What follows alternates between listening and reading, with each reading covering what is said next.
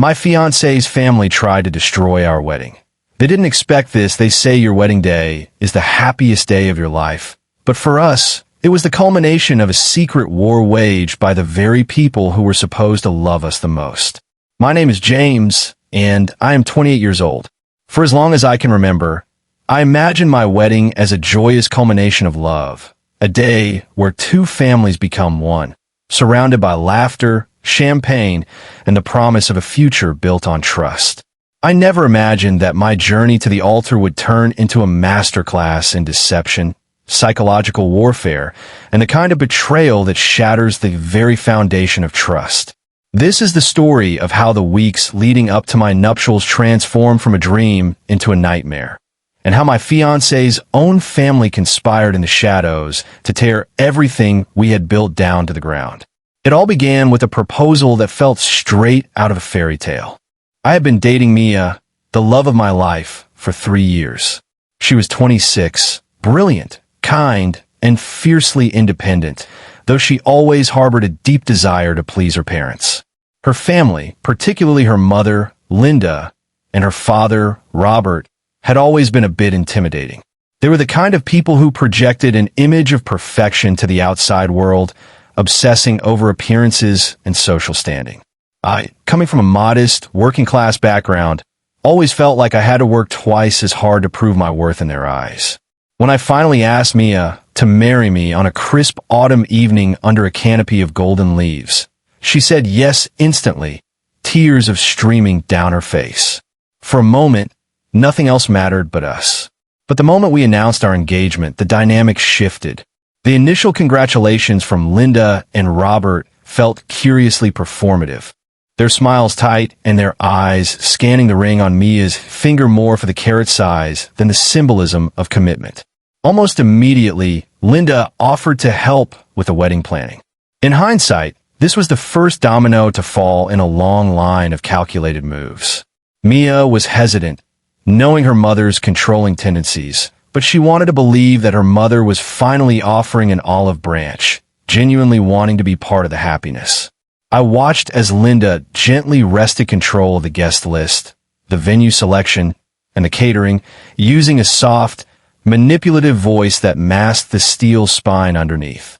She argued that she had experience, that she had connections, and that she just wanted to spare us the stress. At first, I tried to be the supportive partner, stepping back and letting Mia navigate the complex waters of her relationship with her mother. I told myself that this was normal, that every bride's mother got a little carried away. But as the weeks turned into months, the red flags became impossible to ignore. Linda would schedule meetings with vendors without telling us, changing details that Mia and I had already agreed upon. She would invite distant relatives that Mia hadn't spoken to in years, inflating the guest list and blowing the budget. When Mia tried to assert her authority, Linda would immediately play the victim, bursting into tears and accusing her daughter of being ungrateful and selfish. Robert, for his part, remained a silent enforcer, sitting in the corner of the room with a stern expression, backing up his wife's every demand with a silent nod. The atmosphere in our apartment became heavy. Mia was constantly on edge, her phone buzzing with texts from her mother demanding immediate decisions or criticizing her choices. I remember coming home one evening to find Mia sobbing on the couch because Linda had uninvited my younger cousin, claiming there wasn't enough room at the head table. It was a petty move aimed at delegitimizing my family's role in the ceremony. I sat down beside Mia, holding her shaking hands, and told her that we needed to put a stop to it. We needed to take back control of our wedding. Mia agreed, but she looked terrified.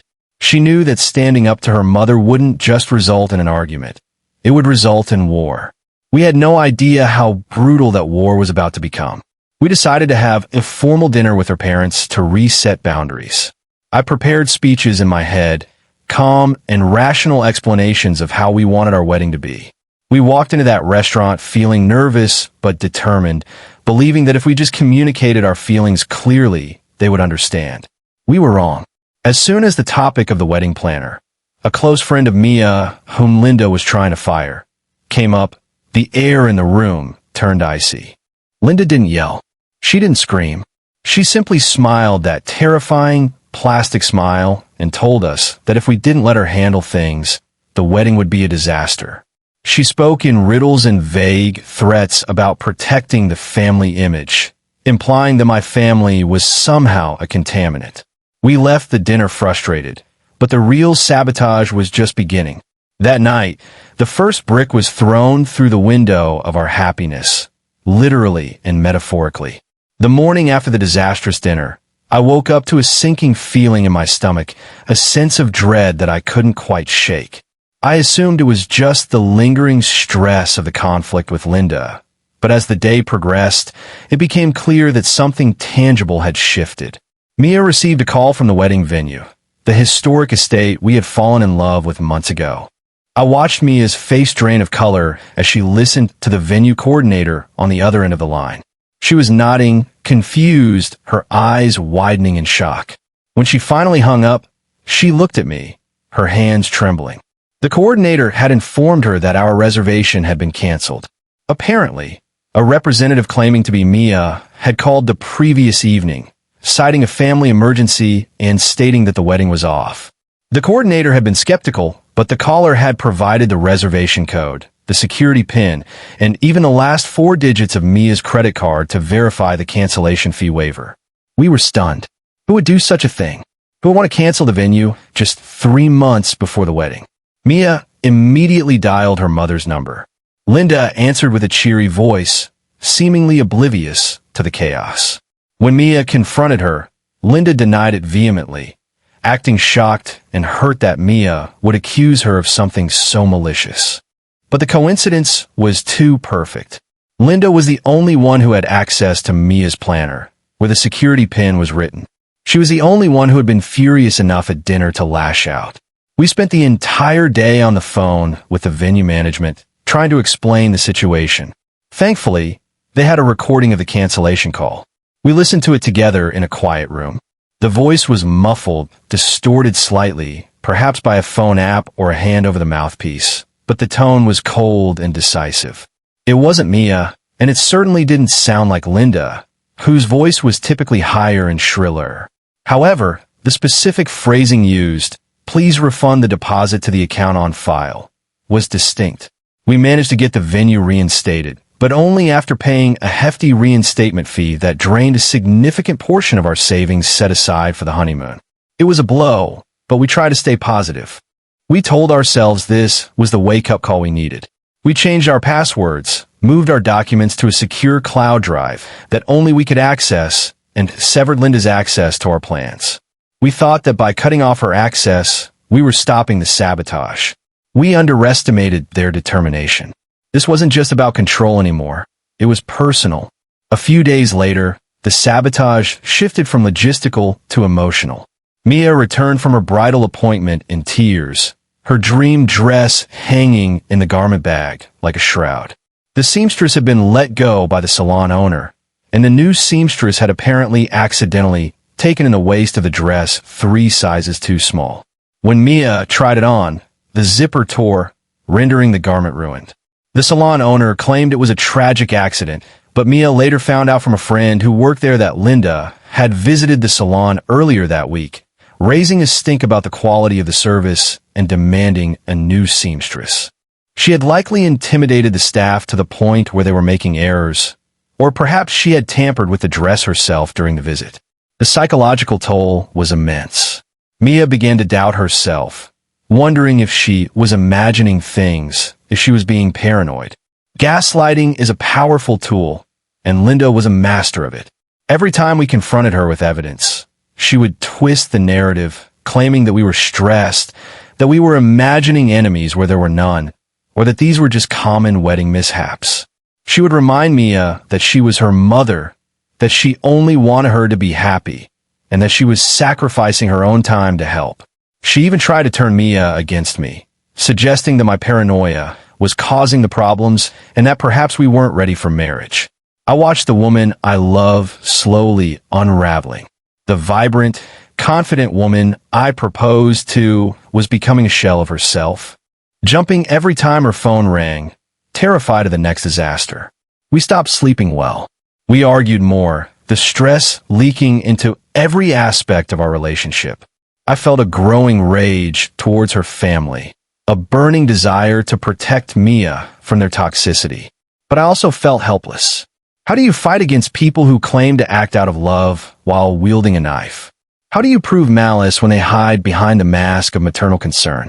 The incidents continued to pile up. The wrong color flowers ordered, the DJ double booked, the invitations lost in the mail and having to be resent twice. It was a death by 1,000 cuts. We realized that we couldn't just react to these disasters anymore. We had to go on the offensive. We needed proof. We needed to catch them in the act, undeniable proof that we could present to Mia, to her father, and perhaps even to the rest of the family, to expose what was happening. I suggested that we set a trap. It was a desperate move, something that felt like it belonged in a spy movie rather than a wedding planning timeline, but we were out of options. We needed to know for sure if this was just a run of incredibly bad luck, or if, as our hearts told us, this was a targeted attack. The plan was simple but nerve-wracking. We decided to feed Linda false information. We created a fake vendor, a catering company, for the rehearsal dinner. We told Linda, through a carefully staged conversation within her earshot, that we had found a new, exclusive caterer who was going to provide a gourmet menu for a fraction of the cost. We emphasized how secretive we were being about it, because we didn't want other guests to find out and demand the same treatment. We made sure to leave invoices and contract from this fake company lying around our apartment whenever Linda came over to drop off more unsolicited gifts or advice. We also turned to technology. I installed a hidden recording device in our home office, disguised as a USB drive, where we often left our wedding planner open on the desk. We knew Linda had a habit of snooping whenever she visited. It felt invasive and wrong to spy on my future mother-in-law, but the destruction of our wedding had crossed lines that decent people didn't cross. We were at war, and in war, intelligence is key. We waited, holding our breath, our nerves frayed to the breaking point. Every notification on our phones felt like a bomb waiting to go off. A week passed, and then the opportunity presented itself. Linda called Mia, her voice dripping with faux concern, claiming she had found a wonderful florist who could save us money on the centerpieces. She asked if she could come over to show us the portfolio. Mia, play her part perfectly, agreed. I hid in the bedroom while Mia entertained Linda in the living room. Through the thin walls, I could hear Linda's voice, loud and insistent, critiquing everything from the curtains to the way Mia was dressed. Then, the conversation shifted to the office. Linda excused herself to use the restroom, but took a detour into the office where our wedding headquarters was set up. My heart pounded in my chest as I watched the live feed from the hidden camera on my phone in the bedroom. I saw Linda walk in, her eyes darting around the room like a thief casing a joint. She didn't go to the bathroom. She went straight to the desk. She opened the wedding planner, flipping through the pages with a sneer of disgust. Then, she saw the invoice from the fake caterer. She picked it up, scanning the details. A smile curled her lips, a dark, satisfied smirk that sent a chill down my spine. She didn't just look at it. She pulled out her own phone and took a picture of it. Then, she began to type furiously on her screen. I couldn't see what she was typing, but her body language was aggressive, hunched over like a predator cornering its prey. She spent a good 10 minutes in there, rifling through drawers, picking up the fake contract, and muttering to herself. She put everything back exactly as she found it, a testament to her practice at deception, and left the room to finally use the bathroom. When she emerged, she told Mia she had to leave immediately for an emergency. Mia played along, walking her to the door. As soon as the door clicked shut, I ran into the living room. We were shaking. We had caught her in the act of snooping, but we needed to know what she had done with the information.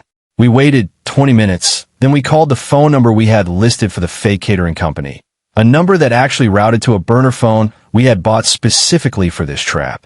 It rang once, twice, 3 times. Then a voicemail picked up. It was Linda's voice. She had clearly spoofed her caller ID to look like the caterer, or perhaps she had left a message intended for the caterer, but on our line by mistake. No, that didn't make sense. Then, I realized she must have called the number immediately after leaving our house to cancel the fake services, just as she had done with the venue. But since the number routed to our burner, we had missed a call. I checked the call log on the burner. There was a missed call from an unknown number an hour ago. I called back. Linda answered, thinking she was speaking to the catering manager. The recording app on my phone was running. I didn't speak. I just let the recording capture the audio. I heard her voice, crisp and commanding. She identified herself as the mother of the bride. She told the manager, who she thought she was speaking to, but was actually just my voicemail greeting, that the wedding was canceled. She claimed there was a family scandal, a breach of the prenuptial agreement, and that the groom had been unfaithful. She told them to void the contract and refund the money to her personal account immediately. She even gave them routing numbers. It was chilling. It was vindictive. It was proof. We had her. We had a recording of her lying, sabotaging, and stealing, all in an effort to destroy the wedding. But as we sat there listening to the playback, the reality of the situation set in. This wasn't just about a wedding anymore. Linda was actively trying to frame me for infidelity and destroy my reputation. She was trying to steal money that wasn't hers. The depth of her hatred for me and her lack of love for her own daughter's happiness was staggering. We knew we couldn't just have a quiet conversation anymore. This was explosive. We had to decide how to use this weapon, and we had to do it before Linda realized she had been caught. The decision on how to proceed weighed heavily on us.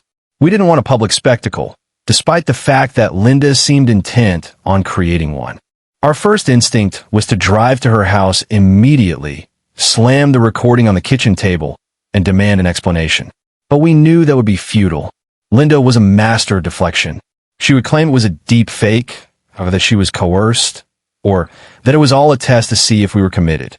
She would twist it until Mia was the one apologizing. We needed a strategy that would cut off her ability to manipulate the narrative. We decided to go straight to Robert, Mia's father.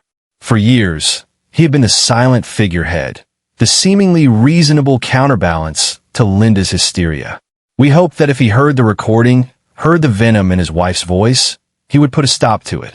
We invited him to a neutral location, a quiet park bench on a Tuesday afternoon. Mia was terrified. She had never defied her parents like this, going behind their backs to stage a confrontation. But she was also fueled by a newfound anger, a protective instinct for the life we were building together. When Robert arrived, he looked confused and slightly annoyed, checking his watch as if he had more important things to do. We sat down, and I didn't waste time with pleasantries. I pressed play on the recording. I watched Robert's face closely as the audio filled the air between us.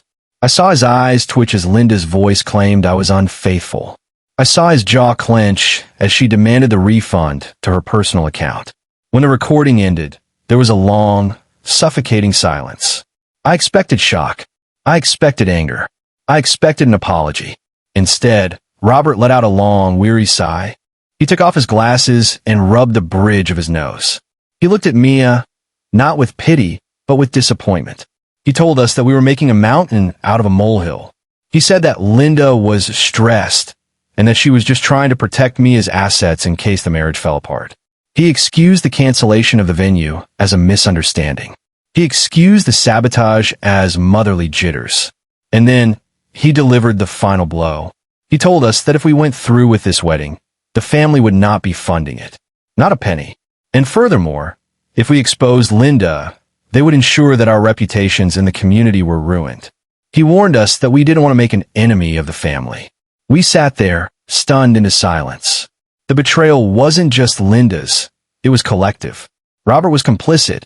He was willing to let his wife lie and cheat to maintain control.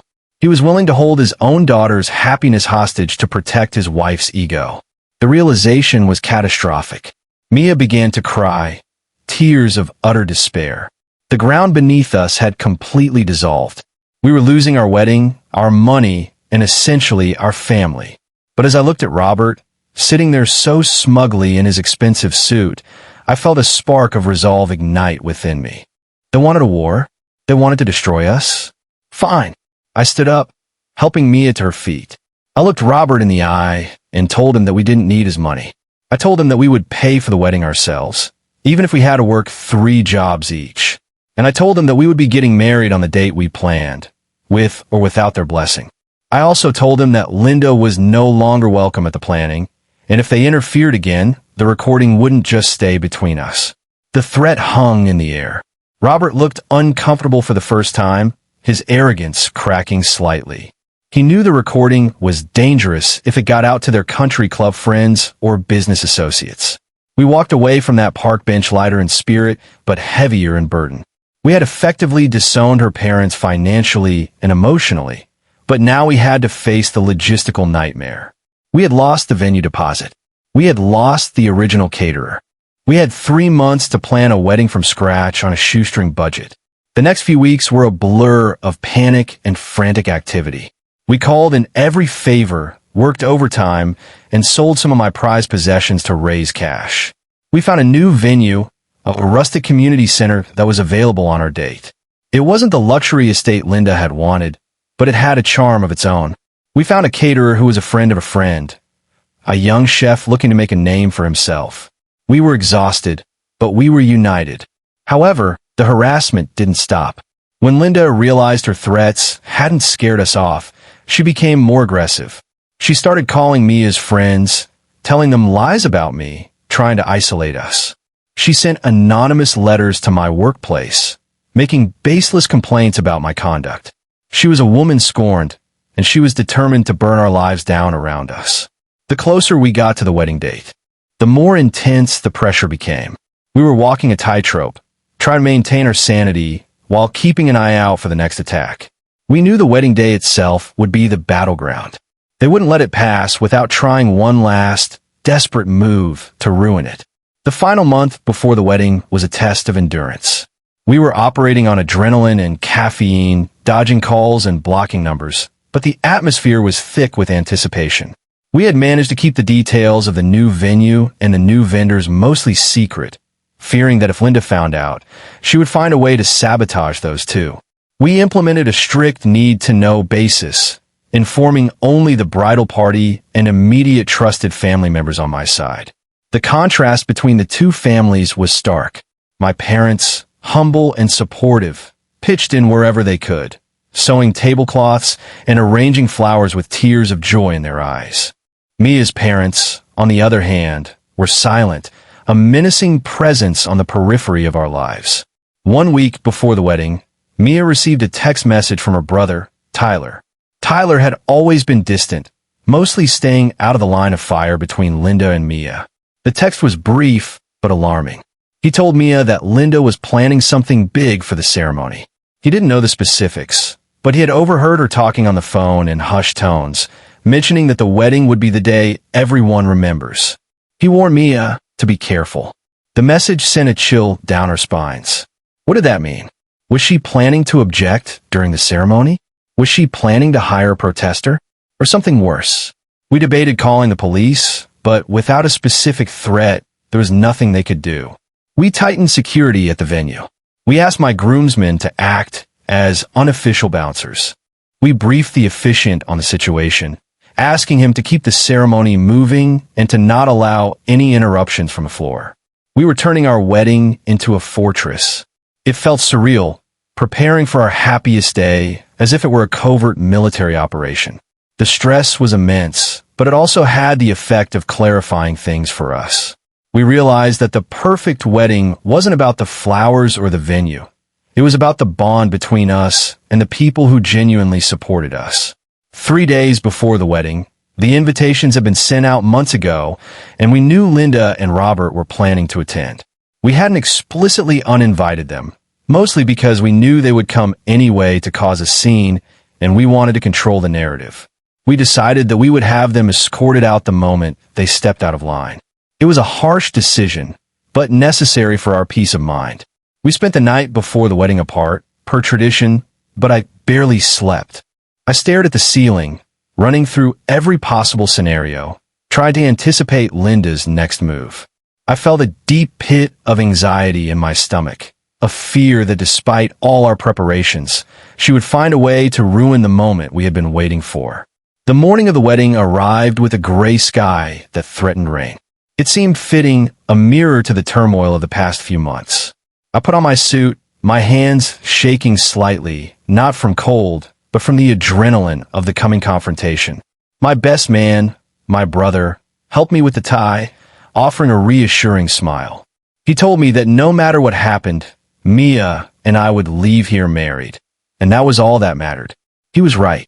The legal contract, the emotional commitment, those things were in our hearts and minds. Nothing Linda could do could change that. We arrived at the community center early to set up.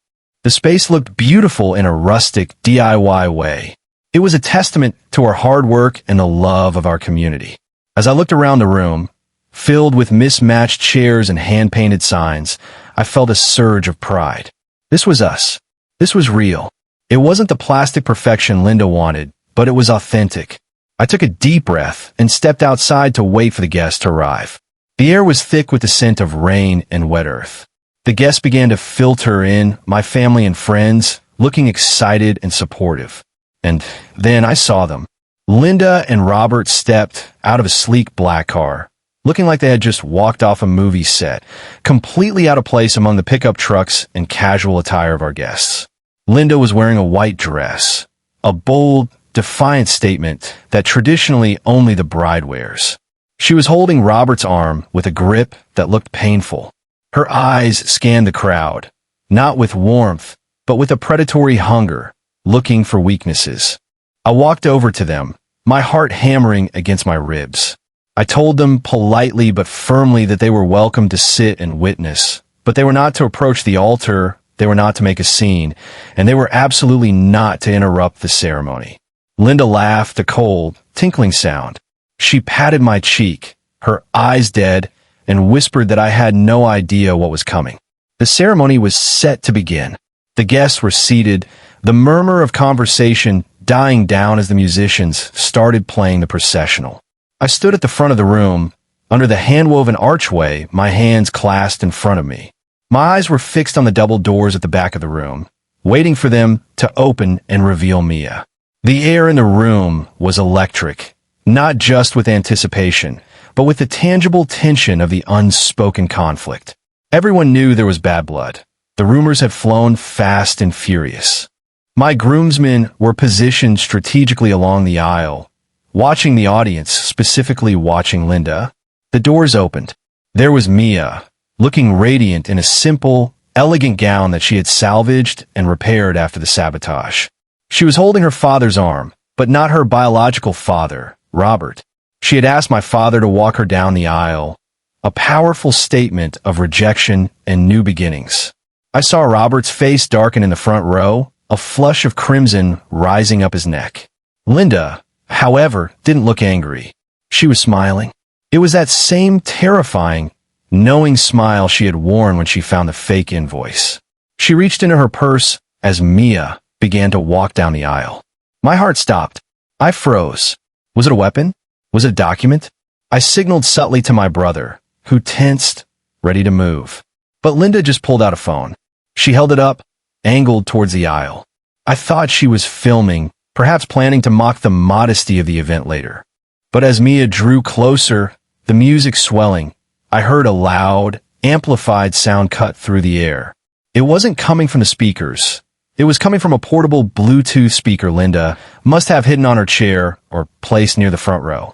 It started as a recording of Mia's voice, clipped and distorted, taken from who knows where. I hate him. The recording said, clearly spliced together. I'm only marrying him for the money. It was a crude, obvious fabrication, but loud and jarring. The guests gasped, confusion rippling through the room. The music faltered. Mia stopped in her tracks, her face turning pale. It was a scene designed for maximum humiliation. But Linda wasn't done. As the audio looped, she stood up, pointing an accusatory finger at me. She began to shout over the recording, claiming that I was a fraud, that I had forced Mia into this, that we were living a lie. The room was in chaos. I saw Mia's lip trembling, tears forming in her eyes. The old Mia would have crumbled. She would have run from the room in tears, letting Linda win. But the Mia standing in that aisle had been forged in the fires of this sabotage. She took a deep breath, squared her shoulders, and looked her mother dead in the eyes. She didn't speak to the crowd. She spoke directly to Linda. With a voice that was surprisingly steady, she told her mother to stop. She told her that everyone could see the recording was fake. She told her that the only embarrassment here was Linda's own behavior. Then, Mia turned to my brother, the best man, who was already sprinting down the aisle towards the noise. Within seconds, he had located the Bluetooth speaker and disconnected it. The silence that followed was deafening. The recording cut off mid-sentence. Linda stood there, her chest heaving, her face flushed with rage and panic. Her plan had backfired. She expected us to be humiliated, but instead, she had exposed herself as a monster. The guests weren't looking at us with judgment. They were looking at Linda with disgust. Robert stood up then, trying to pull Linda down, telling her to stop, but she shrugged him off. She wasn't done. She started screaming that she was the victim, that she was being silenced. It was a pathetic, tragic display. I looked at the officiant, who looked at me for guidance. I nodded. We weren't waiting for this to pass. We were continuing. The musicians, hesitant at first, picked up the melody again, louder and more triumphant than before. The guests, catching on, began to applaud, a rhythmic clapping that drowned out Linda's incoherent shouts. The ushers, my cousins and friends, gently but firmly surrounded Linda and Robert. They didn't touch them aggressively, but they formed a wall, guiding them towards the exit. Linda realized she had lost control of the room. She saw that no one was on her side. With one last, venomous glare at me, she turned on her heel and stormed out, Robert trailing behind her like a chastised dog. The door closed behind them, and the tension in the room evaporated instantly, replaced by a wave of relief and solidarity. Mia began to walk again. This time, she was smiling, a genuine, beaming smile. She reached the front of the room, and I took her hands. We were shaking, but we were together. The officiant cleared his throat, visibly shaken, and began the ceremony. We said our vows, our voices cracking with emotion. We poured everything we had into those words, promising to protect each other, to stand by each other, to choose us over everything else. When he pronounced us husband and wife, and I kissed her, the room erupted. It wasn't just polite applause. It was a roar of victory. We had survived the ambush. We had won. Walking out of the venue as husband and wife, the gray sky had finally broken, revealing patches of blue and a tentative, warm sunlight. It felt like a metaphor for the day itself, emerging from a storm into the light. The reception was a blur of joy, laughter, and relief. There was no shadow hanging over us. The absence of Mia's parents wasn't a hole. It was a weight lifted. The dance floor was packed, the food was delicious, and the love in the room was palpable. We celebrated not just our marriage, but our survival. We had been tested, and we had not broken. In the weeks following the wedding, we settled into our new life. We didn't hear from Linda or Robert. They had retreated, presumably to lick their wounds and spin a narrative where they were the wrong parties. We received a few text messages from Tyler, Mia's brother, apologizing for not stopping it, but we had neither the energy nor the desire to engage with that side of the family anymore. We made a conscious decision to go no contact. The toxicity had proven too deep, the betrayal too severe. There are some bridges that, once burned, reveal that the path forward is better without them. The experience changed us, of course. How could it not? We lost our innocence about family. We learned that blood isn't always thicker than water, and that sometimes the people who are supposed to love you the most are the ones who can hurt you the deepest. But we also learned that we are stronger together. We learned that we can face down monsters and come out the other side. We learned to trust our instincts and to cut ties without guilt when our safety and happiness are at stake. We also learned the value of our chosen family. My parents stepped up, offering support and love that helped heal the wounds left by Mia's. Our friends stood by us, defending us against the rumors Linda spread. We built a new foundation, one based on trust, communication, and the shared trauma we had overcome. We sold the idea of the dream wedding and replaced it with the reality of a real marriage. Imperfect, scarred, but resilient. Looking back on that day, the chaos of the sabotage, the confrontation at the altar, it feels less like a tragedy and more like a rebirth. Linda tried to destroy our wedding to punish us for defying her control. Instead, she gave us the gift of clarity. She forced us to define what we wanted our lives to look like, and then she forced us to fight for it. She tried to make a scene to ruin us, but she only succeeded in removing herself from the picture permanently. I often think about that recording we made, the one of Linda canceling the fake caterer. We never released it. We didn't need to. Her behavior at the wedding spoke louder than any recording ever could. Everyone who was there knew the truth. Everyone who mattered saw who she really was. We kept the recording as a reminder, not of the betrayal, but of our victory. It sits in a drawer, a relic of the battle we fought and won. Today, our life is peaceful. We have our own routines, our own traditions, and our own small celebrations. We don't have the picture-perfect in-laws, but we have each other, and we have the quiet satisfaction of knowing that we stood our ground when the odds were stacked against us. The wedding wasn't the fairy tale we imagined, but the marriage that followed is better than any fairy tale I could have written. We chose each other, and in the end, that was the only choice that ever really mattered. They didn't expect us to survive, but they didn't expect us to thrive either. And that is the sweetest revenge of all,